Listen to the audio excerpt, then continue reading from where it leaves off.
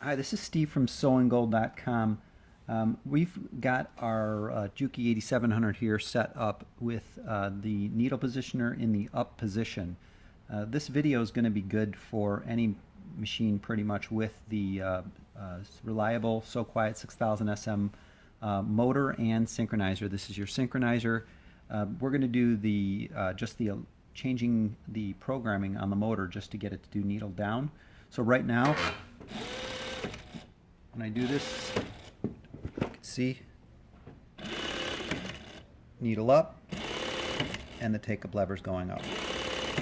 So what I'm going to do down here, I'm just going to push this to get to N2, so push it 3 times. And then you want this to go to 0, and then push P again, and you've got it set. So now we've got needle down.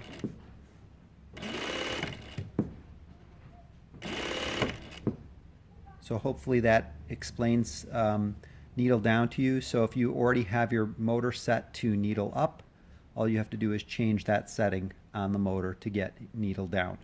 If you have any other questions, you can message us on YouTube here or send us an email, info@SewingGold.com. Thank you very much.